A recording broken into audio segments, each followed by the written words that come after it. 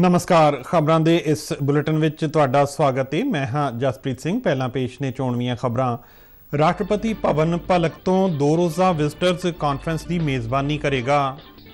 राष्ट्रपति द्रौपदी मुर्मू उद्घाटनी भाषण देणगे।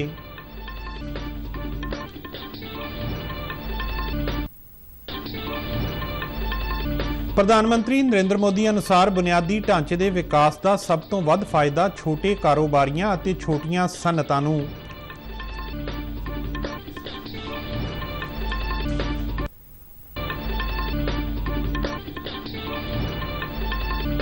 सूचना ते प्रसारण मंत्री अनुराग सिंह ठाकुर ने कहा कि बंगाल का बंब सभ्याचार अज पूरी दुनिया विच भारत अते लोकतंत्र नूं शर्मसार कर रहा है।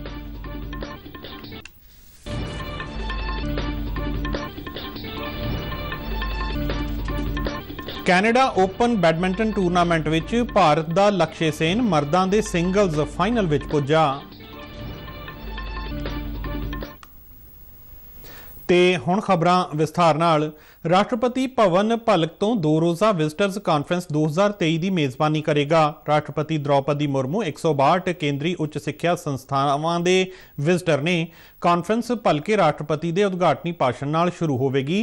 राष्ट्रपति मुर्मू नवाचार खोज अते टैक्नोलॉजी विभागां दीआं श्रेणियां विच साल 2021 के विजिटर्स अवार्ड भी तकसीम करनगे। इस कॉन्फ्रेंस नूं केंद्रीय सिक्ख्या मंत्री धर्मेंद्र प्रधान भी संबोधन करनगे। कॉन्फ्रेंस का थीम है टिकाऊ विकास लई सिक्ख्या बेहतर संसार का निर्माण। पहले दिन 5 ਵੱਖ-ਵੱਖ समूह कौमी सिक्ख्या नीति 2020 की प्राप्ति लई योगदान, कौमांतरी पद्धर के उपराले अते G20 खोज योगदान अते मानवता विभिन्नता समानता अते तंदुरुस्ती समेत अमृत काल लई योजनावां अते कीते जा रहे उपरालियां दे विषयां ते विचार वटांदरा करनगे। समाप्ति सैशन दौरान विचार वटांदरे दे नतीजे राष्ट्रपति दे सामने पेश कीते जाणगे। राष्ट्रपति द्रौपदी मुर्मू समाप्ति सैशन नूं संबोधन करनगे। प्रधानमंत्री नरेंद्र मोदी ने कहा कि बुनियादी ढांचे के विकास का सब तो वध फायदा छोटे कारोबारियां ते छोटियां सनअतां नूं हुंदा है। प्रधानमंत्री ने राजस्थान के बीकानेर नेड़े एक जनतक रैली नूं संबोधन करन तो पहला 24,300 करोड़ रुपए तो वध की लागत वाले रेल सड़क अते ऊर्जा विकास प्रोजेक्टां दा नींह पत्थर रखिया। प्रधानमंत्री मोदी ने कांग्रेस नूं लुट की दुकान अते झूठ का बाजार कहा। उन्होंने कहा कि राजस्थान च सूबा सरकार की हार इन्नी यकीनी है कि कांग्रेस पहला ही बाय बाय मोड च आ चुकी है। उन्होंने कहा कि एक पासे कांग्रेस पार्टी अंदरूनी कलेश विच रुझी हुई है अते दूजे पासे मुख मंत्री अपने पुत्र का सियासी भविख बचाने की कोशिश कर रहे हैं। प्रधानमंत्री ने भ्रिष्टाचार, पेपर लीक, औरतों विरुद्ध अपराध समेत पार्टी अते सरकार अंदर धड़ेबंदी के मुद्दों ते सूबा सरकार नूं घेरिया ते विकास नूं यकीनी बनाउण लई आउण वालीआं विधान सभा चोणां दौरान राजस्थान विच डबल इंजन सरकार बनाउण दा सद्दा दिता। अभी कुछ ही देर पहले मुझे राजस्थान के विकास के लिए 24,000 करोड़ रुपए की विकास परियोजनाओं के लोकार्पण शिलान्यास का अवसर मिला। अमृतसर जामनगर एक्सप्रेसवे को राजस्थान में पड़ने वाला 500 किलोमीटर से लंबा सेक्शन अब शुरू हो गया है। इसके पहले दिल्ली मुंबई एक्सप्रेसवे के दिल्ली दौसा लालसोट सेक्शन का भी शुभारंभ हुआ था। केंद्रीय कानून और संसदीय मामलों बारे राज मंत्री अर्जुन राम मेघवाल ने कहा कि मोदी सरकार दीआं निवेश पक्षी नीतियां कारण बीकानेर सूरजी ऊर्जा का केंद्र बन गया है। इस रैली विच केंद्रीय मंत्री नितिन गडकरी, गजेंद्र सिंह शेखावत और भाजपा के कई होर आगू भी मौजूद रहे। मकान उसारी और शहरी मामलों बारे मंत्री हरदीप सिंह पुरी ने कहा है कि शहरी योजनावां ते साल 2004 तो 2014 के दौरान 1.5 लाख करोड़ रुपए का किया गया खर्च पिछले 9 सालों दौरान वध के 18 लाख करोड़ रुपए हो गया है। गुजरात के अहमदाबाद विच 2 रोज़ा शहरी G20 ਸਮਿਟ ਦੇ ਸਮਾਪਤੀ ਸਮਾਗਮ ਨੂੰ ਸੰਬੋਧਨ ਕਰਦਿਆਂ ਪੁਰੀ ਨੇ ਕਿਹਾ ਕਿ ਵਿਸ਼ਵ ਵਿਕਾਸ ਦੀਆਂ ਚੁਣੌਤੀਆਂ ਨਾਲ ਸ਼ਹਿਰਾਂ ਰਾਹੀਂ ਹੀ ਨਜਿੱਠਿਆ ਜਾ ਸਕਦਾ ਹੈ। ਉਹਨਾਂ ਕਿਹਾ ਕਿ ਸ਼ਹਿਰਾਂ ਵੱਲ ਵਧੇਰੇ ਧਿਆਨ ਦੇਣ ਦੀ ਲੋੜ ਹੈ ਕਿਉਂਕਿ ਵਿਸ਼ਵ ਦੀ 65% ਦੀ ਆਬਾਦੀ ਸ਼ਹਿਰਾਂ ਵਿੱਚ ਰਹਿੰਦੀ ਹੈ ਅਤੇ GDP ਵਿੱਚ ਇਹ 75% ਦੀ ਯੋਗਦਾਨ ਪਾਉਂਦੀ ਹੈ। ਇਸ ਮੌਕੇ ਤੇ ਆਪਣੇ ਸੰਬੋਧਨ 'ਚ G20 ਸ਼ੇਰਪਾ ਅਮਿਤਾਭ ਕਾਂਤ ਨੇ ਕਿਹਾ ਕਿ ਜੇ ਵਿਸ਼ਵ ਵਿਕਾਸ ਨੂੰ ਤੇਜ਼ ਕਰਨਾ ਚਾਹੁੰਦਾ ਹੈ ਤਾਂ ਸ਼ਹਿਰਾਂ ਨੂੰ ਇਸ 'ਚ ਮੋਹਰੀ ਭੂਮਿਕਾ ਨਿਭਾਉਣੀ ਹੋਵੇਗੀ। ਉਹਨਾਂ ਕਿਹਾ ਕਿ ਵਿਕਾਸ, ਤਰੱਕੀ, ਗਰੀਬੀ ਹਟਾਉਣ ਅਤੇ ਵਾਤਾਵਰਣ ਸੁਧਾਰ ਵਰਗੇ ਕਦਮ ਸਿੱਧੇ ਸ਼ਹਿਰਾਂ ਨਾਲ ਜੁੜੇ ਹੋਏ ਨੇ।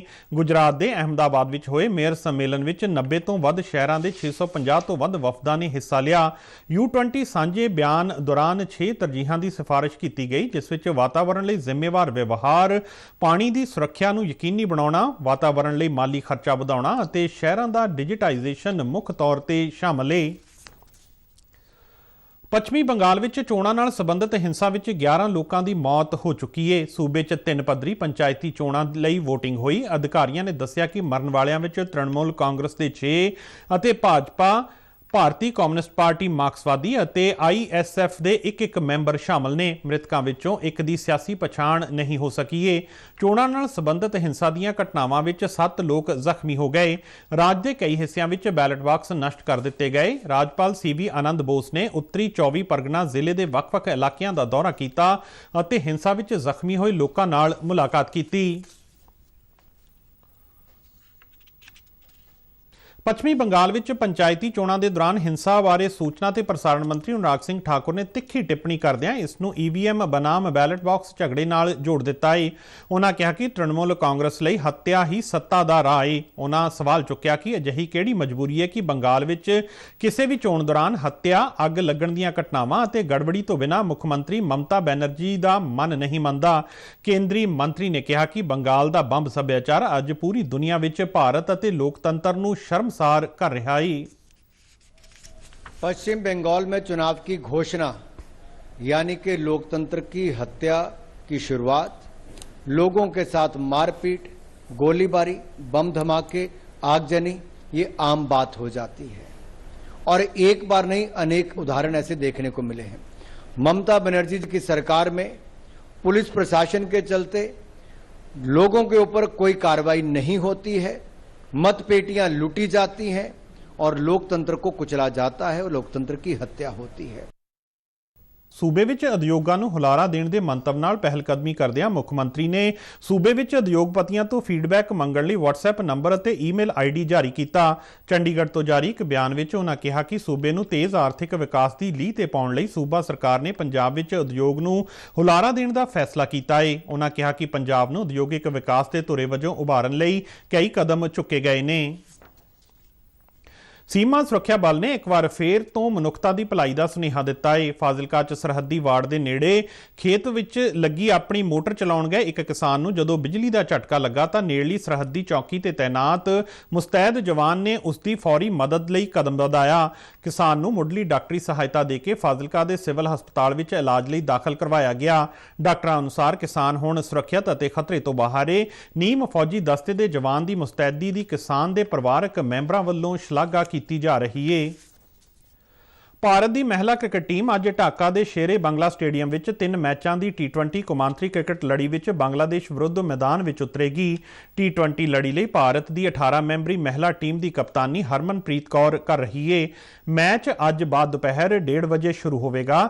ਲੜੀ ਦਾ ਦੂਜਾ ਮੈਚ 11 ਜੁਲਾਈ ਨੂੰ ਅਤੇ ਤੀਜਾ ਅਤੇ ਆਖਰੀ ਮੈਚ ਇਸੇ ਮਹੀਨੇ ਦੀ 13 ਤਾਰੀਖ ਨੂੰ ਖੇਡਿਆ ਜਾਵੇਗਾ। ਕੈਲਗਰੀ ਵਿੱਚ ਜਾਰੀ ਕੈਨੇਡਾ ਓਪਨ ਬੈਡਮਿੰਟਨ ਟੂਰਨਾਮੈਂਟ ਵਿੱਚ ਭਾਰਤ ਦੇ ਲਕਸ਼ਯ ਸੇਨ ਨੇ ਜਾਪਾਨ ਦੇ ਕੇਂਤਾ ਨਿਸ਼ੀਮੋਟੋ ਨੂੰ 21-17, 21-14 ਨਾਲ ਹਰਾ ਕੇ ਫਾਈਨਲ ਵਿੱਚ ਦਾਖਲਾ ਹਾਸਲ ਕੀਤਾ ਹੈ। ਰਾਸ਼ਟਰਮੰਡਲ ਖੇਡਾਂ ਦੇ ਚੈਂਪੀਅਨ ਭਾਰਤੀ ਖਿਡਾਰੀ ਲਕਸ਼ਯ ਸੇਨ ਨੇ ਮਰਦਾਂ ਦੇ ਸਿੰਗਲਜ਼ ਫਾਈਨਲ ਵਿੱਚ ਅੱਜ ਤੜਕੇ ਖੇਡੇ ਗਏ ਸੈਮੀਫਾਈਨਲ ਮੈਚ ਦੌਰਾਨ ਜਾਪਾਨੀ ਖਿਡਾਰੀ ਨੂੰ ਹਰਾ ਕੇ ਖਿਤਾਬ ਵੱਲ ਇੱਕ ਕਦਮ ਹੋਰ ਵਧਾਇਆ। ਲਕਸ਼ਯ ਤਕਰੀਬਨ 1 ਸਾਲ ਬਾਅਦ ਆਪਣੇ ਪਹਿਲੇ BWF ਵਰਲਡ ਟੂਰ ਦੇ ਫਾਈਨਲ ਵਿੱਚ ਪੁੱਜਾ ਹੈ। ਫਾਈਨਲ ਵਿੱਚ ਉਸ ਦਾ ਮੁਕਾਬਲਾ ਚੀਨ ਦੇ ਲੀ ਸ਼ਿਫੇਂਗ ਨਾਲ ਹੋਵੇਗਾ। ਇਸ ਤੋਂ ਪਹਿਲਾਂ ਔਰਤਾਂ ਦੇ ਸਿੰਗਲਜ਼ ਸੈਮੀਫਾਈਨਲ ਵਿੱਚ ਜਾਪਾਨ ਦੀ ਅਕਾਨੇ ਯਾਮਾਗੂਚੀ ਨੇ ਭਾਰਤੀ ਖਿਡਾਰਨ PV ਸਿੰਧੂ ਨੂੰ 21-14, 21-15 ਨਾਲ ਹਰਾ ਕੇ ਖਿਤਾਬੀ ਦੌੜ ਵਿੱਚੋਂ ਬਾਹਰ ਕਰ ਦਿੱਤਾ। ਜਲੰਧਰ ਸਮੇਤ ਪੰਜਾਬ ਦੇ ਕਈ ਇਲਾਕਿਆਂ ਤੇ ਦੇਸ਼ ਦੇ ਕਈ ਸੂਬਿਆਂ 'ਚ ਬੀਤੇ ਦਿਨਾਂ ਤੋਂ ਲਗਾਤਾਰ ਬਾਰਿਸ਼ ਜਾਰੀ ਹੈ। ਮੌਸਮ ਦੀ ਠੰਡਕ ਨਾਲ ਜਿੱਥੇ ਗਰਮੀ ਤੋਂ ਰਾਹਤ ਮਿਲੀ ਹੈ, ਉੱਥੇ ਬਾਰਿਸ਼ ਕਾਰਨ ਕਈ ਥਾਵਾਂ ਤੇ ਨੀਵੇਂ ਇਲਾਕਿਆਂ ਵਿੱਚ ਪਾਣੀ ਇਕੱਠਾ ਹੋਣ ਨਾਲ ਕਈ ਮੁਸ਼ਕਲਾਂ ਦਾ ਸਾਹਮਣਾ ਵੀ ਕਰਨਾ ਪੈ ਰਿਹਾ ਹੈ। ਕਈ ਸੂਬਿਆਂ ਵਿੱਚ ਹੜ੍ਹ ਵਰਗੇ ਹਾਲਾਤ ਬਣੇ ਹੋਏ ਨੇ। ਭਾਰੀ ਬਾਰਿਸ਼ ਕਾਰਨ ਕਈ ਇਲਾਕੇ ਜਲਮਗਨ ਹੋ ਗਏ ਤਾਂ ਕਈ ਥਾਵਾਂ ਤੇ ਸੜਕਾਂ ਧੱਸ ਗਈਆਂ ਅਤੇ ਹਰ ਪਾਸੇ ਪਾਣੀ ਹੀ ਪਾਣੀ ਵਗਦਾ ਨਜ਼ਰ ਆ ਰਿਹਾ ਹੈ। ਭਾਰਤ ਮੌਸਮ ਵਿਗਿਆਨ ਵਿਭਾਗ ਅਨੁਸਾਰ ਆਉਣ ਵਾਲੇ ਅਗਲੇ 72 ਘੰਟਿਆਂ ਦੌਰਾਨ ਕਈ ਸੂਬਿਆਂ 'ਚ ਭਾਰੀ ਬਾਰਿਸ਼ ਹੋਣ ਦੀ ਸੰਭਾਵਨਾ ਹੈ। ਤੇ ਇਸ ਦੇ ਨਾਲ ਹੀ ਖਬਰਾਂ ਦਾ ਇਹ ਬੁਲੇਟਿਨ ਖਤਮ ਹੁੰਦਾ ਹੈ। ਇਜਾਜ਼ਤ ਦਿਓ। ਨਮਸਕਾਰ।